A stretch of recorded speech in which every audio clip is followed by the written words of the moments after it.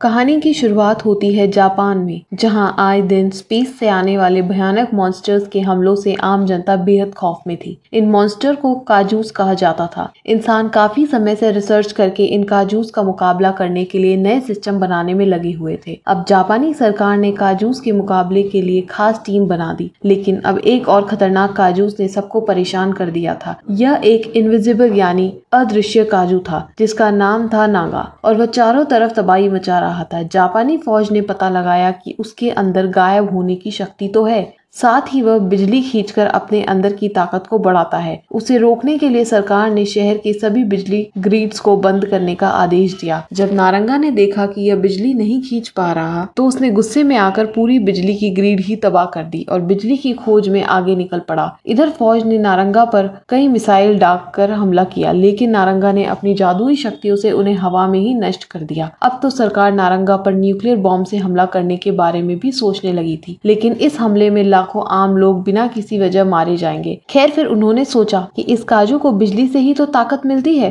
तो उन्होंने फैसला किया कि वह पूरे देश में तब तक बिजली बंद रखेंगे जब तक नारंगा खुद ही परेशान होकर वहां से चला नहीं जाता। लेकिन प्राइम मिनिस्टर ने इसके लिए भी इजाजत नहीं दी। अब उस सबकी उम्मीद टूट चुकी थी, पर जल्द ही उन्हें आसमान से एक यूएफओ आता दिखाई दिया, जो तेजी से नारंगा के इलाके की ओर बढ़ रहा था। उस दौरान हम कामा नागा नाम के एक स्पेशल एजेंट को देखते हैं, जो एक छोटे बच्चे के पीछे दौड़कर उसे नारंगा के हमले से बचाने की कोशिश कर रहा था। इधर फौज ने देखा कि उस यूएफओ से एक बड़ा सा रोबोट उतरा, जो इंसान के रूप में दिखाई दे रहा था, इसलिए हमें ह्यूमनॉइड नाम दिया गया। जब नारंगा को ह्यूमनॉइड से खतरे का एहसास हुआ, तो उसने 5 लाख वॉट्स की बेहद खतरनाक बिजली के झटके से वार किया, लेकिन ह्यूमनॉइड पर इतने ताकतवर हमले का भी कोई असर नहीं हुआ, जिसे देखकर सब हैरान रह गए। जब नारंगा को इसका एहसास हुआ, तो वह अचानक से गायब होकर वहां से भाग निकला। फिर ह्यूमनॉइड ने अपना हाथ उठाकर इशारा किया, जिससे उसके हाथ से जबरदस्त प्लाज्मा बीम निकली, जो सीधा नारंगा को जा लगी और वह वहीं भस्म हो गया। इधर ऑफिसर्स ने देखा कि ह्यूमनॉइड ने उन्हें नारंगा से बचाया था, तो उन्होंने उससे बात करने की कोशिश की, लेकिन उसी पल ह्यूमनॉइड तेजी से हवा में उड़कर गायब हो गया। खैर,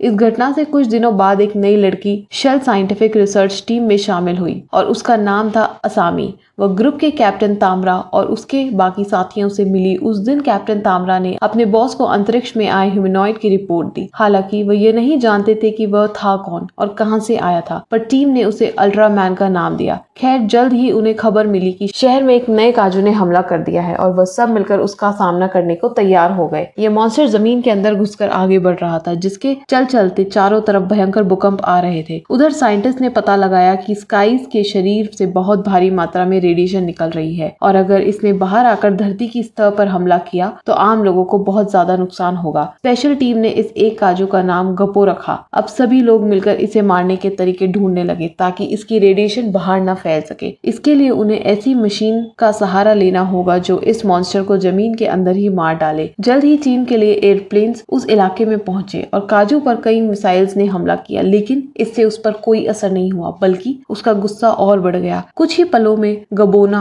जमीन से बाहर आ गया और सबने उसका भयंकर रूप देखा। उसके चेहरे की जगह एक भारी भरकम ड्रिल लगी हुई थी और इसी के जरिए वह जमीन खोदकर आगे बढ़ रहा था। जब स्पेशल टीम ने देखा, तो उन्होंने खुद लोकेशन पर जाकर गबोना से जुड़ी जानकारी इकट्ठा करने का फैसला किया। मगर रास्ते में कामी नागा अपनी टीम से अलग रास्ते पर निकल गया। वह जंगल में तेजी से भागने लगा और उसने अपनी जेब से एक अजीबोगरीब डिवाइस निकाला, जिसका बटन दबाते ही अचानक अल्ट्रामैन सबके सामने आ गया और वहां मौजूद सभी साइंटिस्ट हक्के बक्के रह गए। अल्ट्रामैन बिना समय गवाए उड़कर गबोना के पास पहुंचा। इधर साइंटिस्ट आपस में बात कर रहे थे कि अल्ट्रामैन को गबोरा के सामने अपनी प्लाज्मा बीम शक्ति का इस्तेमाल नहीं करना चाहिए, वरना इतनी भयंकर रेडिएशन फैलेगी कि पूरे जापान में तबाही मच जाएगी। उधर अल्ट्रामैन गबोरा के सामने जाकर अचानक हवा में कूद गया और उसने लगातार गुलाटियां मारते हुए सीधा गबोना पर ऐसा जबरदस्त वार किया कि वह बहुत दूर जा गिरा। इस हमले से गबोरा गुस्से से भर गया और उसने अपनी ड्रिल मशीन की ताकत से अल्ट्रामैन पर पलटवार किया। उसने अल्ट्रामैन को नुकसान पहुंचाने की पूरी कोशिश की, मगर अल्ट्रामैन ने एक ही मुक्के से उसे दूर फेंक दिया। गबोरा को एहसास हुआ कि उसके ये वाले हमले काम नहीं करेंगे, तो उसने अल्ट्रामैन पर अपनी रेडिएशन बीम से हमला किया, लेकिन अल्ट्रामैन ने अपने चारों ओर एक सुरक्षा कवच बनाकर अपना बचाव किया, मगर जल्द ही उसने अपना सुरक्षा कवच भी हटा दिया, जिससे सारी रेडिएशन बीम सीधा अल्ट्रामैन के शरीर में समा गई। इससे उसके शरीर के लाल पुर्जे हरे होने लगे। इतनी भयंकर रेडिएशन बीम से हमला होने पर भी अल्ट्रामैन गबोरा की ओर आगे बढ़ रहा था। जैसे ही वह गबोरा के करीब पहुंचा तो उसने गबोना को ऐसा जोरदार मुक्का मारा कि गबोना वहीं बेहोश होकर गिर गया। फिर अल्ट्रामैन उसे उठाकर हवा में उड़ गया और एक बार फिर अंतरिक्ष में गायब हो गया। इधर साइंटिस्ट की टीम अल्ट्रामैन की बहादुरी देखकर हक्की बक्की रह गई, मगर असामी यह सोचने में लगी हुई थी कि अल्ट्रामैन ये कैसे जानता था कि उसे गबोना पर अपनी प्लाज्मा बीम से हमला नहीं करना। खैर, कुछ दिन बाद हम देखते हैं कि अल्ट्रामैन पूरी दुनिया का हीरो बन चुका था, जूझ का मुकाबला करके इंसानों की रक्षा करता था। मगर एक दिन अचानक स्पेशल टीम के सभी कंप्यूटर्स और डिवाइस सपोर्ट सारा उसने कहा कि वह दूसरे ग्रह से आया है। सभी उसे एलियन नंबर 2 भी कहते हैं। वह यहाँ पर सिर्फ बात करने आया था। दरअसल जब वह यहाँ आया तो उसके चारों तरफ एक शक्तिशाली इलेक्ट्रोमैग्नेटिक फील्ड पैदा हो गई, जिससे सभी इलेक्ट्रॉनिक डिवाइस बंद पड़ गए थे। खैर, अब उसने अपने दिमाग की शक्ति से सभी कंप्यूटर और डिवाइसेस को फिर से चालू कर दिया। अब ज़ारा ने कहा कि वह प्राइम मिनिस्टर से मिलकर इंसानों और एलियंस के रिश्ते और भविष्य के बारे में बात करना चाहता है। समय के साथ साथ ने लोगों का भरोसा जीत लिया, लेकिन स्पेशल एजेंट्स को लगता था कि अगर लड़ाई हुई तो सारा उनके लिए खतरा बन सकता है। असल में वह अपनी ताकत की मदद से किसी भी सरकार का डेटाबेस चुरा सकता था, यानी वह देश की खुफिया जानकारी उनके दुश्मनों को बेच सकता है। वहीं दूसरी ओर हम काम नागा को देखते हैं, जो एक गाड़ी में अपनी किसी पार्टनर से यही बात कर रहा था। उसने कहा कि ज़ारा लोगों को बेवकूफ बनाने के लिए उनका साथी होने का नाटक कर रहा है। पर बाद में जब कामी नागा गाड़ी में अकेला था तो अचानक ज़ारा वहाँ उसके साथ सामने आ गया। उसने अपना खतरनाक प्लान बताते हुए कहा कि इंसानों का खत्म होना बेहद जरूरी है, क्योंकि वह बाकी सभी प्रजातियों के लिए खतरा बन सकते हैं। ज़ारा ने कहा कि इंसानों पर भरोसा नहीं किया जा सकता, वह आपस में ही लड़ते रहते हैं और साथ ही वह अपनी आबादी भी लगातार बढ़ाए जा रहे हैं। यह सुनते ही कामी नागा ने कहा कि वह ज़ारा को ऐसा कुछ भी नहीं करने देगा, लेकिन ज़ारा ने कहा कि अल्ट्रामैन भी उसका कुछ नहीं बिगाड़ सकता। तब यह खुलासा होता है कि ज़ारा जानता था कि कामी नागा ही अल्ट्रामैन बनकर सबकी जान बचा रहा है। अजरा काम नागा को बेहोश करके अपने साथ ले गया। इस घटना को 3 दिन बीत चुके थे और सीक्रेट डिपार्टमेंट अभी भी काम नागा की तलाश कर रहा था। एजेंट्स ने कुछ तस्वीरें और वीडियोस निकाली जिससे कामी नागा का पता लगाया जा सके, मगर इस दौरान उन्हें एक ऐसी वीडियो मिली जिससे सबके होश उड़ गए। इस वीडियो में कामी नागा ने एक डिवाइस का बटन दबाया, जिसके बाद वह अचानक अल्ट्रामैन में बदल गया। यह देखकर सबको पता चला कि कामी नागा ही असली अल्ट्रामैन है। उसी समय खबर आई कि अल्ट्रामैन एक शहर में घुसकर तोड़फोड़ मचा रहा है। किसी को समझ नहीं आ रहा था कि आखिर वह इस तरह सबको नुकसान क्यों पहुंचा रहा था, जबकि पहले तो उसने ही काइजूस से इंसानों की जान बचाई थी। खैर, अब सरकार का यह मानना था कि अल्ट्रामैन शुरुआत से ही इंसानों का रक्षक नहीं था। असल में सभी मिनिस्टर्स ज़ारा की दी हुई जानकारी पर ही विश्वास करते थे। इसी दौरान हम देखते हैं कि आसामी को एक खुफिया पैकेज मिला जो कामी नागा की तरफ से था। उसके अंदर वही डिवाइस था जिसकी मदद से वह अल्ट्रामैन का रूप लेता था। अब आसामी कामी नागा के पुराने पार्टनर से मिली और उन दोनों ने डिफेंस टीम के इस डिवाइस के बारे में बात की। इसके बाद आसामी और कामी नागा का पुराना साथी मिलकर उस जगह की तरफ निकल पड़े जहां अल्ट्रामैन को बंदी बनाकर रखा गया था। इसी दौरान कैप्टन तामरा और उसकी टीम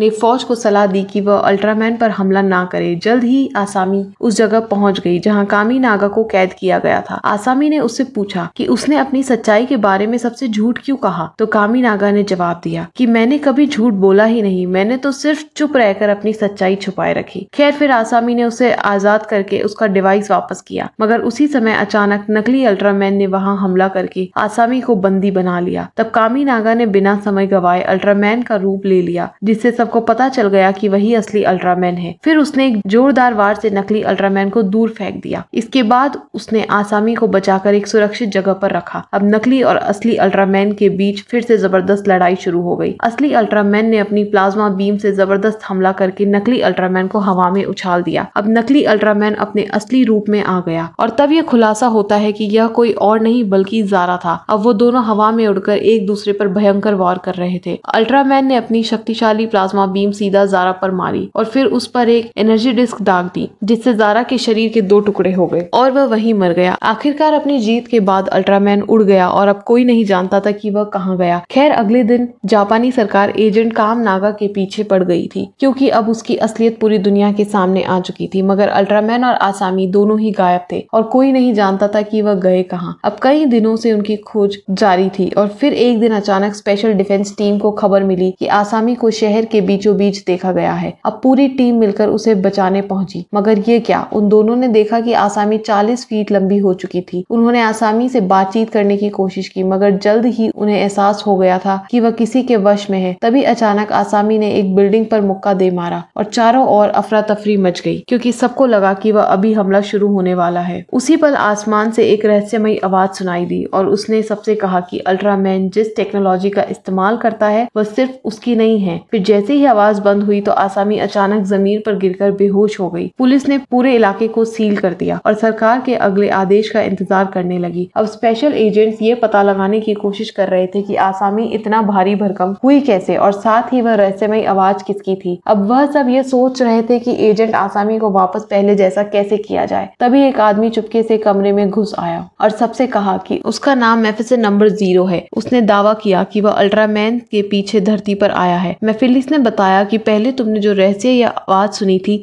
वो मेरी ही थी। अंत में उसने कहा कि वह इंसानों के साथ अच्छे रिश्ते बनाने की नीयत से आया है। अब वो एलियन सबको उस जगह पर ले गया जहां आसामी अपने बड़े रूप में बेहोश पड़ी थी। अचानक उसने हवा में हाथ घुमाया और आसमान से एक डिवाइस नीचे आ गया। इसका नाम था बेटर बॉक्स। मेफिसन के पास भी ऐसा ही एक बेटर बॉक्स है, पर उसका साइज छोटा है। फिर मेफिलिस से एक बटन दबाया, जिसके बाद आसामी फिर से पहले जैसी हो गई। उस रात मेफिसन ने जापानी लीडर्स से मीटिंग की और कहा कि वह इंसानों को इस्तेमाल करने के लिए कुछ बेटर बॉक्सेस देना चाहता है, पर इसके बदले में उसने सरकार में एक बड़े पद की मांग की। उसने कहा कि वह इंसानों के किसी कानून में दखल अंदाजी नहीं करेगा, बल्कि वह तो एलियंस और इंसानों के बीच शक्ति और दोस्ती चाहता है। फिर अगले दिन हम देखते हैं कि आसामी बेहद गुस्से में थी, क्योंकि जब वह अपने बड़े रूप में थी तो लोगों ने उसकी काफी गंदी गंदी तस्वीरें लेकर इंटरनेट पर फैला दी। उसने अपने साथियों से कहा कि वह महफिल पर बहुत गुस्सा है, क्योंकि उसने आसामी की इजाजत के बिना उसका रूप बदल दिया था। तभी उसके कंप्यूटर पर एक मैसेज आया और मेफिसिस ने अपनी शक्तियों की मदद से इंटरनेट पर मौजूद सारी बेकार फोटोज उड़ा दी। इसके बाद हम देखते हैं कि मेफिसिन से इंसानों के भविष्य के बारे में बात कर रहा था, लेकिन कामिनागा ने कहा कि इंसानों को बेटर बॉक्स देने का फैसला बहुत भारी पड़ सकता है, क्योंकि इससे इंसानों का विकास कम हो जाएगा। पर इसी दौरान कुछ पुलिस वालों ने अल्ट्रामैन और मेफिसिन की बातों को सुन लिया, मगर इससे पहले वह कुछ करते मेफिसिन पावर से अल्ट्रामैन को लेकर गायब हो गया। फिर हम देखते हैं कि वह दोनों एक रेस्टोरेंट में बैठकर बातचीत कर रहे थे। मेफिसिन सरकार को बेटर बॉक्स देने की डील कर ली ताकि कुछ ही समय में इंसान बायोलॉजिकल वेपन्स बन जाए। और फिर मेफिसिन ने आसामी को फोन किया और उसे एक सुरक्षित जगह पर मिलने बुलाया। कुछ ही घंटों में पूरी special defence team train station पर इकट्ठा हुई तो कामिनागा ने सबसे मदद मांगी, ताकि मेफिसिन फिर कामिनागा से कहने लगा कि ये बेटर बॉक्स इस दुनिया में नहीं बल्कि अंतरिक्ष के अलग डायमेंशन में मौजूद है। तब उसके साथियों ने कहा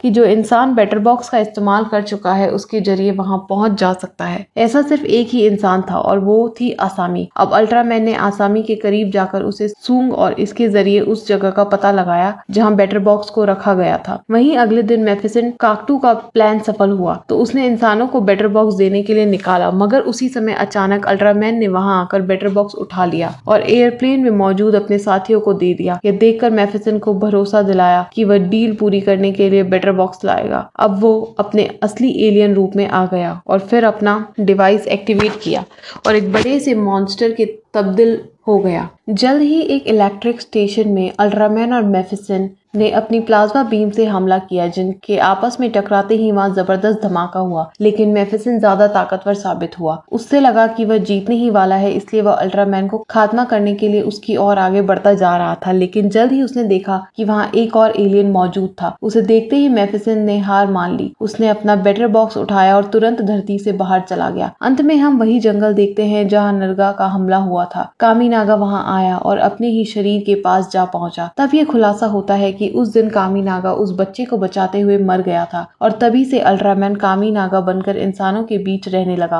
उसका असली नाम था लिपाई। तभी जंगल के पेड़ों के बीच एक और रहस्यमय एलियन दिखाई देता है। यह वही एलियन था जिसे देखते ही मेफिसिन छोड़कर भाग गया था। इसका नाम जाफी था और वह धरती पर इसलिए आया था क्योंकि लिपाई एक इंसान का भेष बनाकर धरती पर रह रहा था और फिर इस तरह एलियंस ने बनाए कानून को तोड़ा था। इंसानों को बेटर बॉक्स के बारे में भी पता चल गया था और अब वह ये समझ समझ चुके थे कि उनकी साइंस कितना पीछे है, तो अब वह तरक्की पर ध्यान देकर उनकी ही तरह एडवांस हो जाएंगे। लेकिन जाफी ने सोच लिया था कि वह इन इंसानों को अपने जितना समझदार बनने से पहले ही धरती को खत्म कर देगा। फिर जाफी ने पूरी धरती को तबाह करने के लिए ज़ेडन नाम का सबसे भयानक हथियार हवा में छोड़ दिया। इस डिवाइस में से एक खतरनाक ऊर्जा निकलेगी जो पूरी धरती को ढककर उसे नष्ट कर देगी। जैसे ही ज़ेडन आसमान में पहुंचा तो सभी इंसान उसे देख पा रहे थे, मगर सरकार ने किसी को यह नहीं बताया कि यह है क्या। उधर कामी नागा ने जाफी से कहा कि वह धरती और इंसानों की रक्षा के लिए आखिर तक लड़ेगा। फिर वह तुरंत अपनी स्पेशल टीम के पास पहुंचा और कहा कि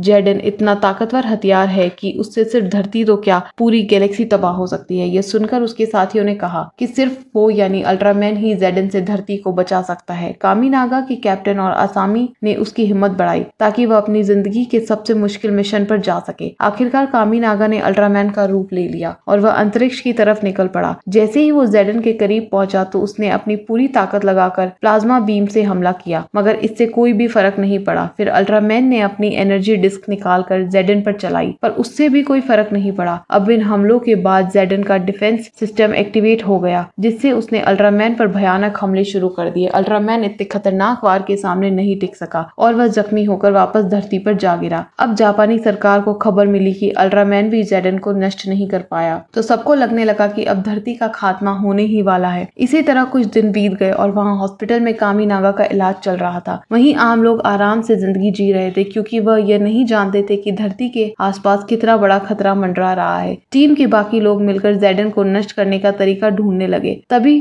फूनी बेरी को याद आया कि अंतरिक्ष में जाने से पहले कामी नागा एक फ्लैश ड्राइव छोड़कर गया था। इस ड्राइव में उन दोनों का बेटा पावर और उसके इस्तेमाल के बारे में पूरी जानकारी मिली, तो उन दोनों ने मिलकर बेटा पावर की मदद से ज़ेडन में धमाका करने का प्लान बनाया। कुछ समय बाद कामनागा की आंख खुली तो उसके साथियों ने उसे धरती को बचाने का पूरा प्लान बताया। अब उसके ट्रांसफॉर्मेशन डिवाइस में बेटा पावर आ चुकी थी और उसके जरिए वो दो कॉस्मिक एनर्जीज को आपस में टकराकर उनका असर खत्म कर सकते थे। मगर यह मिशन बहुत जोखिम भरा था, क्योंकि उस धमाके के दौरान ये संभावना थी कि अल्ट्रामैन यूनिवर्स के किसी और डायमेंशन में हो सकता है। खैर, कामी नागा ने इस मिशन को अंजाम देने का फैसला किया और इंसानियत को बचाने के लिए ज़ेडन की ओर निकल पड़ा। फिर ज़ेडन में धमाका होने से कुछ ही पलों पहले अल्ट्रामैन ने उस पर कॉस्मिक एनर्जी से वार कर दिया, जिससे दोनों कॉस्मिक एनर्जीज आपस में टकरा गई। ये धमाका इतना खतरनाक था कि आपस में टकराने से दोनों एनर्जीज की शक्ति खत्म हो गई। मगर इस जबरदस्त धमाके से अंतरिक्ष में एक ब्लैक होल बन गया और अल्ट्रामैन उसमें गिरकर एक और डायमेंशन में पहुंच गया। इस दुनिया में अल्ट्रामैन ने जाफी से धरती पर अपने अनुभव के बारे में बात की। जाफी इंसानों की सूझबूझ और टेक्नोलॉजी से काफी प्रभावित था और इसलिए आखिरकार उसने धरती को नष्ट न करने का फैसला किया। अंत में लिपाई ने जाफी से एक आखिरी चीज मांगी। उसने कहा कि वह खुद को कुर्बान करना चाहता है ताकि धरती पर कामी नागा वापस जिंदा हो जाए। जाफी ने उसकी बात मान ली और उसने एक डिवाइस के जरिए कामी नागा के शरीर को अल्ट्रामैन से अलग कर दिया। उस दिन धरती पर कामी नागा जाग उठा, जिसे देखकर उसकी टीम बहुत खुश थी, क्योंकि